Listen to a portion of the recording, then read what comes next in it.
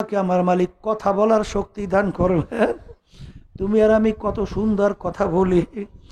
যদি আজকে তোমাকে আমাকে আমার মালিক বোবা কইরা পাঠাইতো, তোমার আমার দুনিয়ার কোনো মূল্য ছিল? কথা কন, কোনো মূল্য ছিল? তাই মূল্য যদি না থাকতো, আল্লাহ যদি বলেন তোকে আমি কথা বলার শক্তি দান করছিলাম, নেয়ামতের শুকরিয়া কি আদায় করছো? উত্তর দে, পারবে? আল্লাহর বান্দারা পারবেন? আরে কত বড় লোক মানুষ, অনেক সময় আমাদের কাছে বাচ্চাদেরকে নিয়ে আসে, ছোট বাচ্চা, ফুটফুটের চেহারা, দেখতে অনেক সুন্দর, কিন্তু বাপের চোখের থেকে পানি পড়ে, আর ডাক দিয়া বলে হুজুর ওর জন্য একটু দোয়া করেন, হুজুর আল্লাহকে প্রতিবন্ধী বানাইছে, ও ভালো মন্দ কিছু বোঝে না।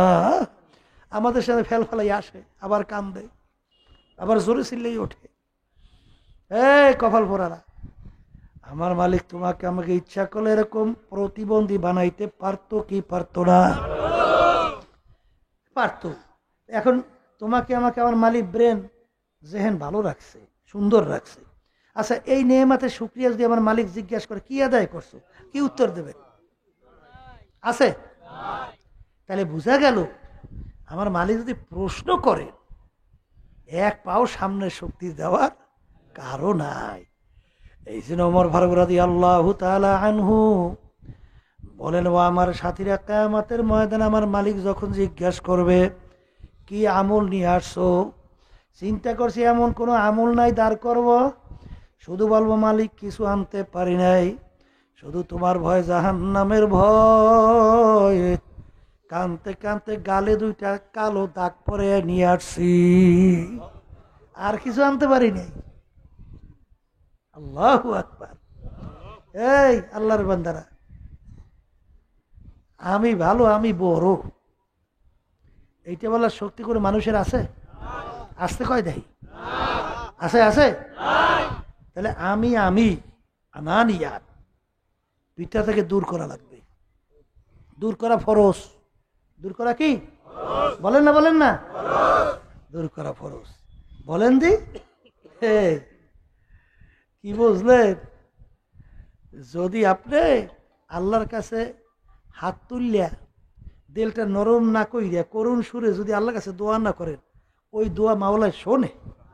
হ্যাঁ, ওস্তাদের সাথে যদি অন্যায় করে আর আরো যদি ঠাডা মারা কথা কয়, হুজুর অন্যায় করছে আরো করবো, মাফ করিয়ে দেন, মাফ করবে না? করবে? করবে?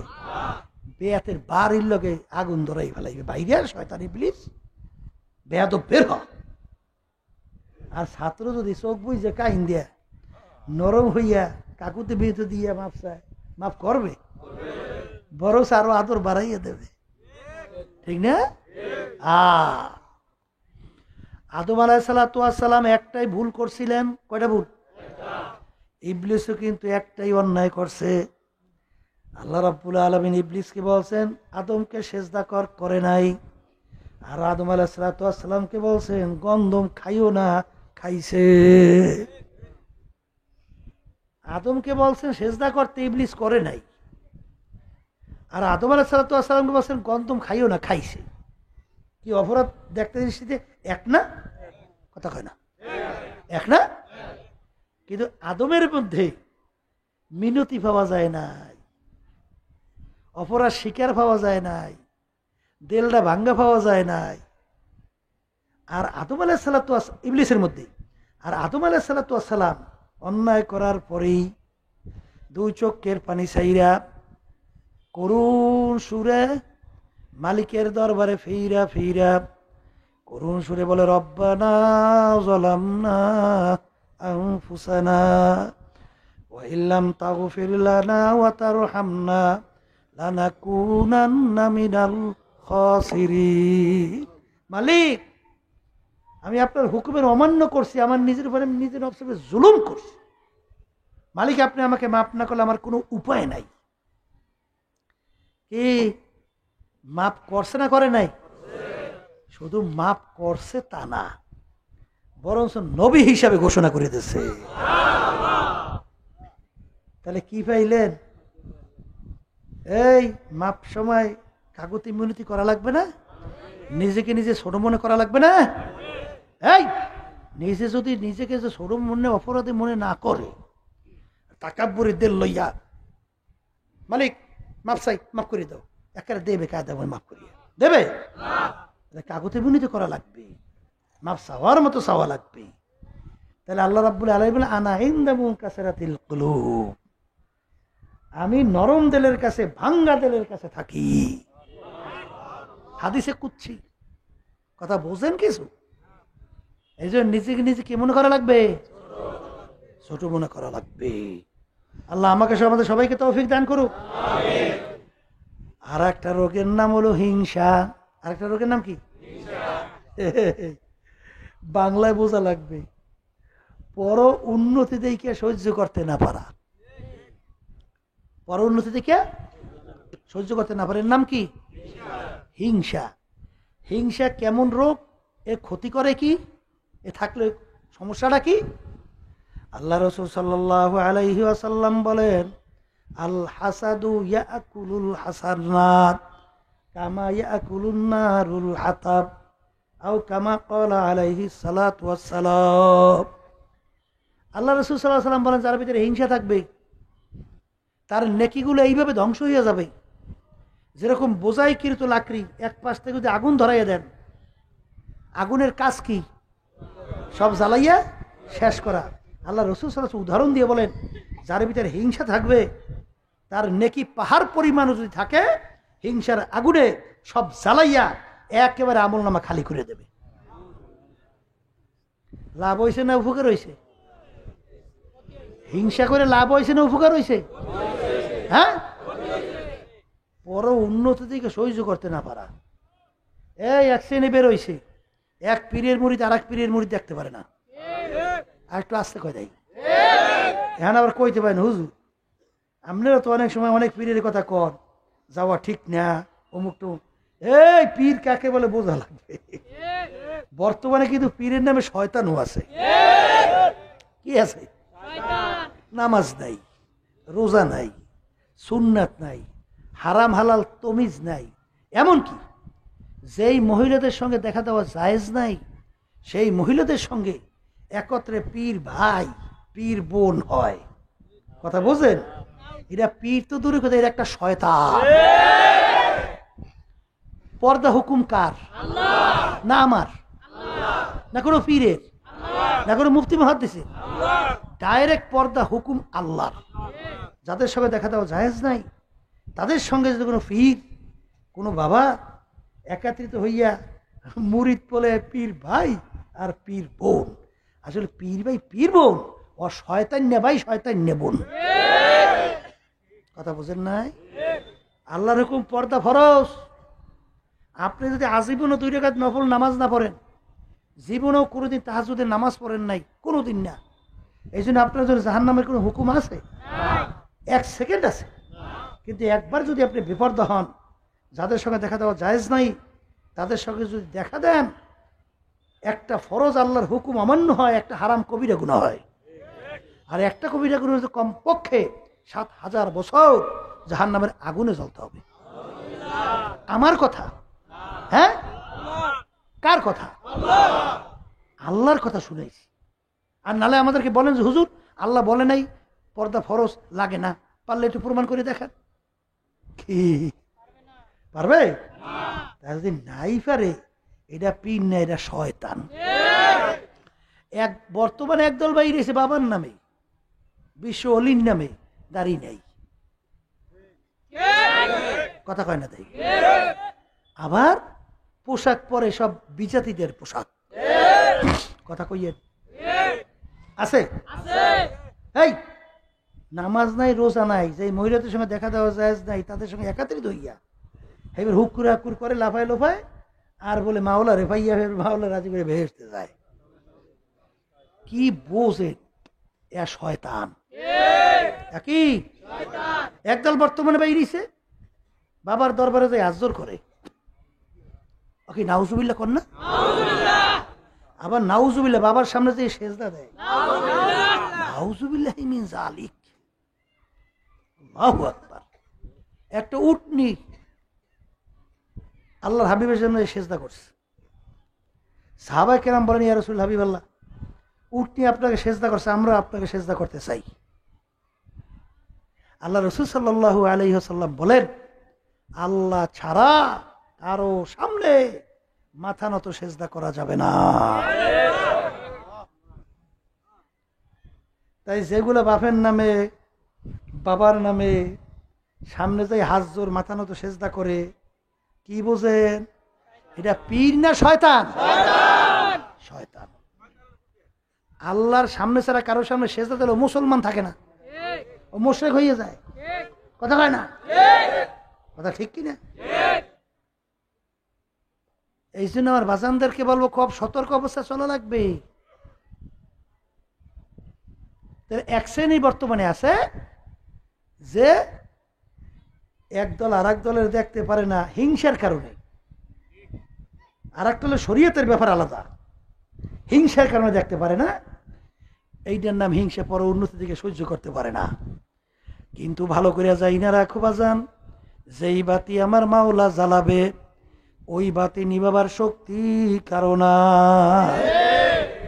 বর্তমানে বাইরেছে না এক শ্রেণী মানুষ চরমনায় বিরুদ্ধে লাগছে, লাগার মতো আছে না? আছে না? আচ্ছা, লাভটা হইবে কি?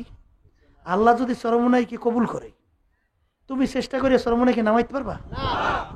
ধ্বংস করতে পারবা? বরঞ্চ তুমি যদি এই বাতি ফুদিয়ে নিবাইতে চাও, তোমার সসমত সব তোমার পড়বে, চরমনাইতে কিছু হবে না। হবে কি লাভ? বরঞ্চ তোমার যত নেকি থাকবে সব নেকি ধ্বংস হইয়া যাবে। আমি বলি না, আল্লাহ রাসূল সাল্লাল্লাহু আলাইহি ওয়াসাল্লাম বলছে। কথা ঠিক না?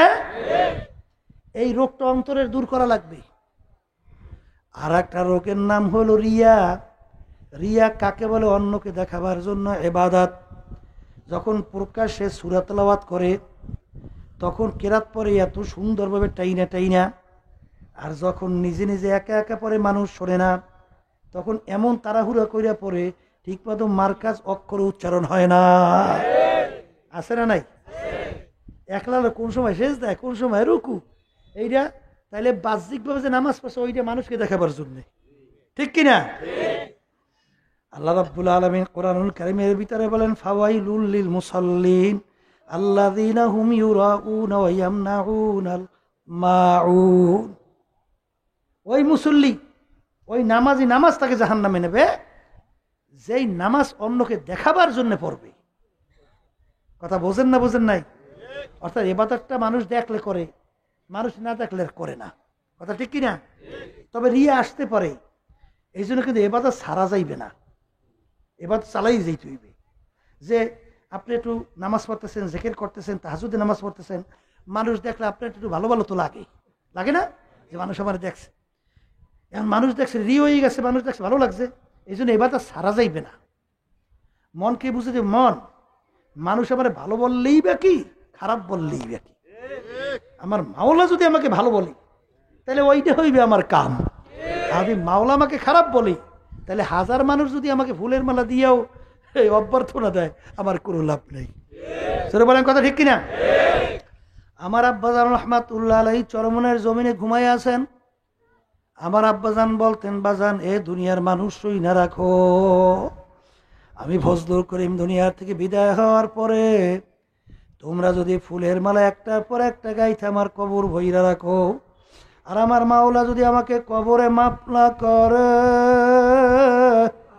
ওই ফুলের মালা আমার কিছু আসে যায় না।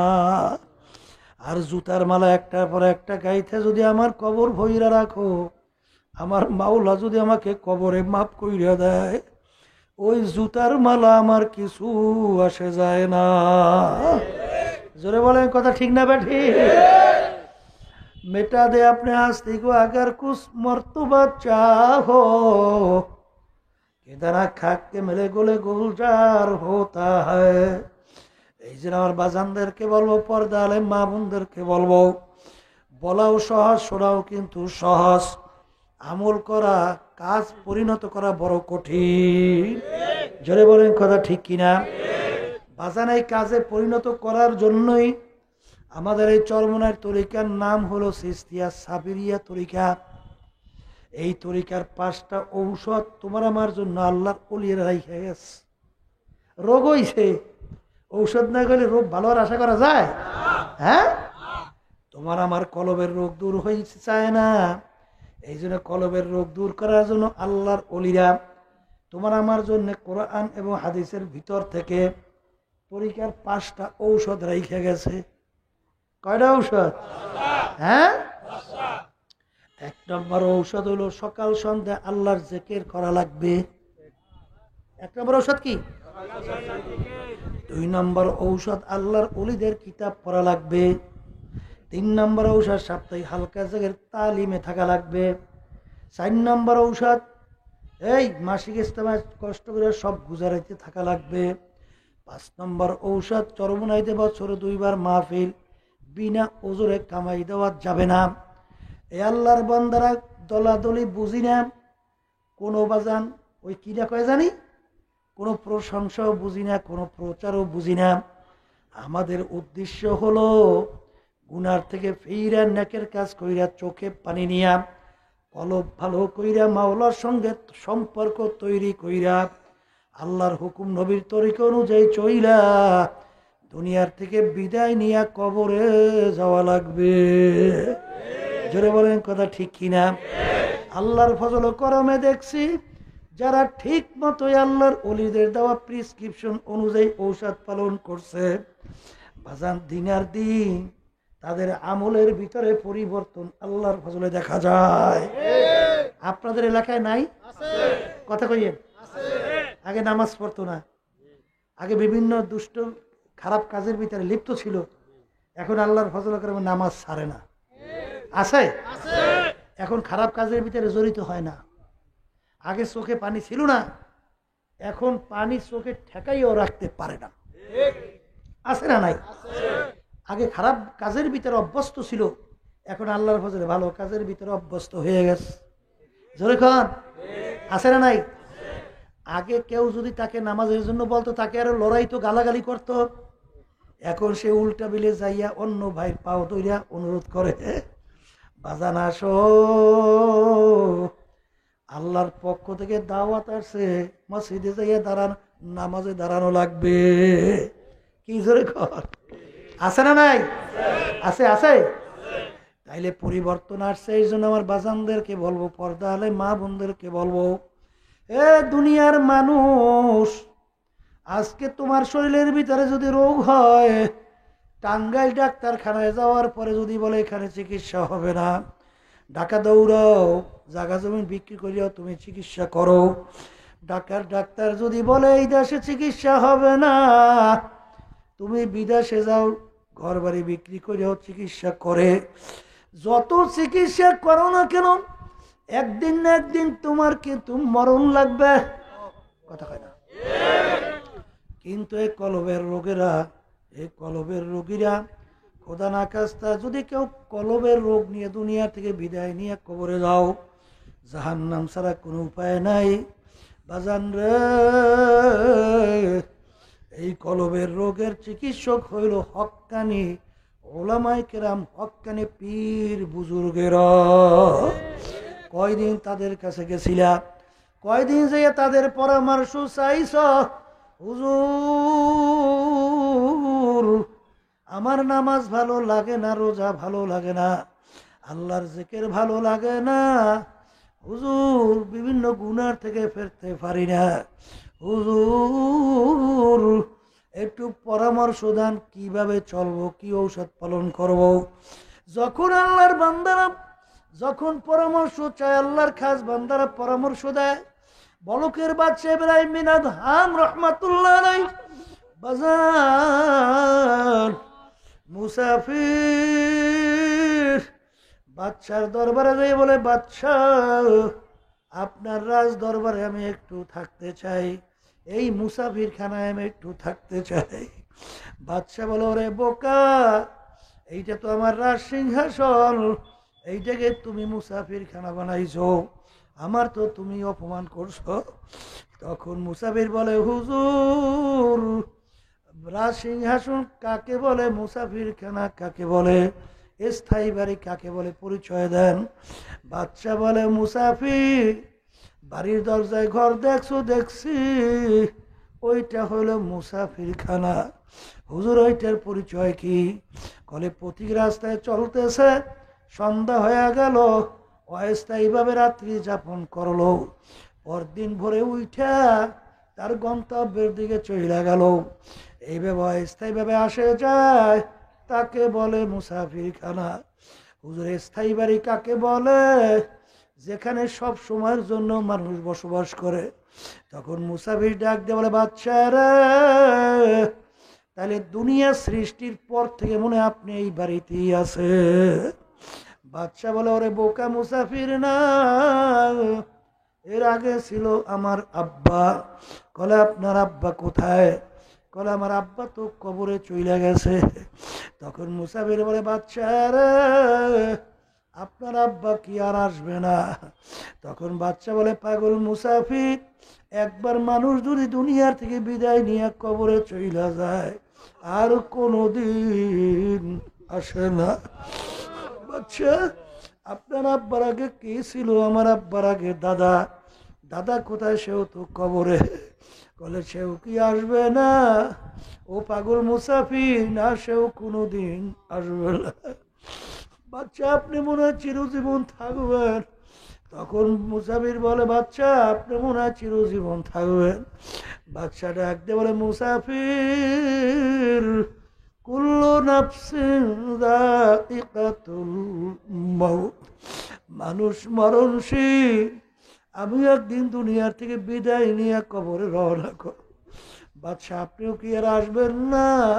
না, আমি আর কোনোদিন আসবো না। তখন মুসাফির বলে, বাদশারা, আপনি আমাকে বলছেন বোকা, আসলে বড় বোকা তো আপনি। ও বাচ্চা, আপনার বাড়ির দরজায় মুসাফিরখানা একবার মানুষ চইলা গেলে আবার এসে ইচ্ছা করলে থাকতে পারে, কিন্তু আপনার এই মুসাফিরখানা যদি একবার কেউ বের হইয়া যায় আর কোনদিন আসে না। মুসাফির হাম তাহা সবাই, কবর আখের ঠিকানা, কোই আগে রওয়ানা হয়, কোই পিছে রওয়ানা। বলার সঙ্গে সঙ্গে বাদশার চিন্তার পরিবর্তন ঘটে গেল। আমি এই বাদশাহী দিয়া কি করব? আমি এই সম্মান দিয়া, সম্পদ দিয়া কি করব? এ তো দেখতে না দেখতে শেষ হয়ে গেল। আর সেদিন বেশি দেরি না, যেদিন আমাকে সাদা 3টা কাপড় দিয়া পেঁয়াজ দিয়া ফালাইয়া রাখবে, মাথার ভিতরে একটা বান দিবে, মাথার ভিতরে একটা বান দিবে, পায়ের ভিতরে বান দিয়া, আরে প্যাকেট করিয়া যেদিন আমাকে ফালাইয়া রাখবে, সেদিন আমার বাদশাহী দিয়া কি লাভ হবে? এই সম্পদ দিয়ে আমার কি লাভ হবে? আরে বলার সঙ্গে সঙ্গে বাদশার চিন্তার পরিবর্তন ঘটে গেল। বাদশাহ স্থায়ী বাড়ি, আখিরাতের সম্পদ কামাই করার জন্য যখন পীরের কাছে গেল, পীর সাহেব হুজুর তাকে ঔষধ দিল। বাদশাহ রে, তোমার এই বোঝা টানার দায়িত্ব পালন করতে হবে। বাদশাহ মানুষ, লাকড়ির বোঝা টাইনা এক জায়গা থেকে আর এক জায়গায় নেয়। বুঝলেন? একদিন এরকম করতে করতে তাকে ময়লা পরিষ্কার করার দায়িত্ব দিল, যেটাকে বলা হয় মেথরের দায়িত্ব। সেই দায়িত্ব পালন করে ভিতর থেকে বাদশাহীকে ভোলার জন্য। আল্লাহু আকবার। मिटा दे अपने हस्ती को अगर कुछ मर्तबा चाहो, কেদানা খাককে মেলে গোলে গোলজার হতা হয়। এমন ভাবে বাজান নিজেকে নিজের থেকে দূর করলো, কিয়ামত পর্যন্ত মানুষ তার নাম স্মরণ করবে, দোয়া করবে। এ দুনিয়ার মানুষ, এমন জীবন তুমি করো হে গঠন, মরণে হাসিবে তুমি, কাঁদিবে ভুবন।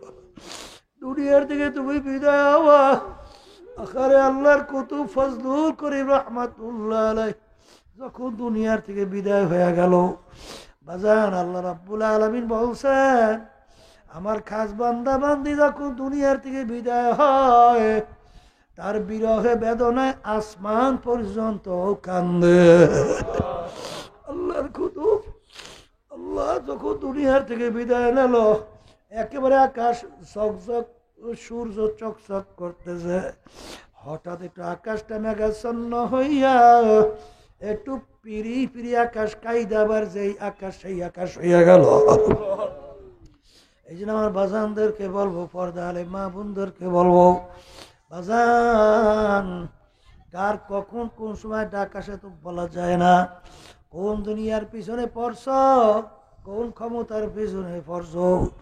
কিছুদিন আগে এক ব্যাংকার মারা গেল, খুব বড় ধনী মানুষ ছিল, কোটি কোটি টাকার মালিক, বহু সম্পদের মালিক।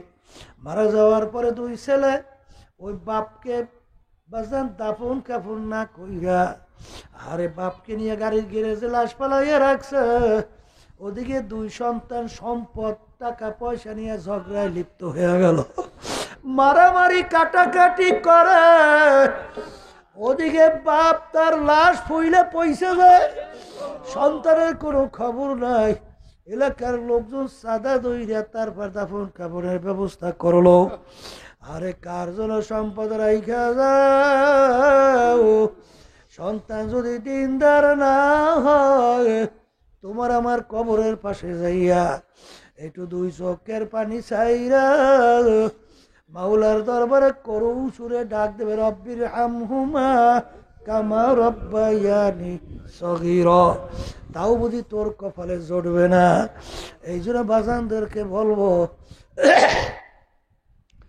আল্লাহ রাসূল সাল্লাল্লাহু আলাইহি ওয়াসাল্লাম বলছেন, আল কবরু রাউযাতুম মিন রিয়াজিল জান্নাহ আও হুফরাতুম মিন হুফারিন নার। হে আমার উম্মতেরা, এই যে কবর দেখো, এই কবর কিন্তু আসল কবর না। কোন কোন আল্লাহর বান্দা বান্দির কবর একটা বেহেশতের বাগান হবে। আল্লাহ আপনি আমার জন্য, আমাদের সবার জন্য কবুল করে নেন। আল্লাহ রাসূল বলেন, ও আমার উম্মতেরা, কোন কোন নাফরমানের কবরের ভিতরে আরে জাহান্নামের আগুন এসে ভইরা যাবে। আল্লাহ আপনি আমাকে সহ আমাদের সবাইকে মাফ কইরা দেন। আল্লাহ রাসূল বলে, ও আমার উম্মতেরা, কোন কোন নাফরমানের কবরের মধ্যে তিসআতুন ওয়া তিসঈনা তিন্নিনান লাউ নুফিকা ফিল আরদি মা আনবাতাত খাদরা। কোন কোন নাফরমানের কবরের মধ্যে একটা না দুইটা না 99টা বিষাক্ত সাপ জমা হয়ে যাবে। নাফরমানকে পেঁচাইয়া পেঁচাইয়া কিয়ামত পর্যন্ত ঠোকরাইতে থাকবে। সাপের এমন বিষ হবে, দুনিয়ার দিকে মুখ কইরা যদি ফুক দিত, একটা গাছপালা মাথা জাগাতে পারত না। এ আল্লাহর বান্দারা, পর্দারে মা বোনেরা, নাফরমানের কবরের ভিতরে দুই পাশ থেকে এমন ভাবে চাপ মারবে, আল্লাহ রাসূল হাত উঠে এরকম দেখায়, এক পাজরের মধ্যে আর এক পাজরে এরকম ভাবে ঢুইকা যাবে। আল্লাহ আপনাদের সবাইকে মাফ করে দেন। এরপরে যদি না বুঝে আসে, কত ঘটনা মাঝে মধ্যে বাংলাদেশে আমার মাওলা দেখায়। বাজান কুড়িগ্রাম চরমনে একজন মুজাহিদ ছিল, অনেকে তাকে ঘুঘু মুন্সি কইয়া ডাকতো। বাজান রে, দুনিয়ার থেকে বিদায় নেওয়ার পরে, কবরে দেওয়ার পরে 32 বছর পরে যখন তার কবর ভাঙা গেল, কাপড়ের কাপড় সহ লাশ বের হইয়া আসছে। অনেক জাতীয় পত্রিকায় ছবি সহ দিয়া দিছিল, অনেকেই দেখছেন। এখন উঠাই এনে আব্বাজান রহমাতুল্লাহ আলাইহি তার নামের মাদ্রাসা ফজলুল উলুম, সেখানে নিয়ে 32 বছর পর আবার নতুন দাফন করছে। কিছুদিন আগেও সেই কবর আমি জিয়ারত করে আসছি। যত ঘটনা মাঝে মধ্যে কাপড়ের কাপড় সহ লাশ তাজা দেখা যায়, নেককার পরহেজগার আল্লাহ ওয়ালা ছাড়া দেখা যায় না। আবার কত কবরে আগুন দেখা যায়, সাপ দেখা যায়। বাজান্লাহ নাফরমান, বেনমাজি, হারামখোর, সুদখোর, ঘুষখোর ছাড়াও কিন্তু দেখা যায় না।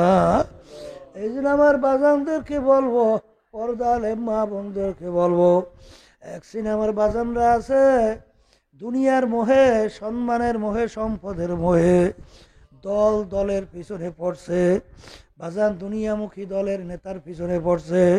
শুইনা রাখো আমার মালিক আল্লাহ কি বলছেন, ইয়াউমান নাদউ কুল্লা উনাসিম বিইমামিহিম, কিয়ামতের ময়দানে আমার মালিক প্রত্যেকটা মানুষকে হুকুম করবেন, তোর দলের নেতা নেত্রী যেদিকে যায় ওদের পিছনে পিছনে সেই দিকে চইলা যা।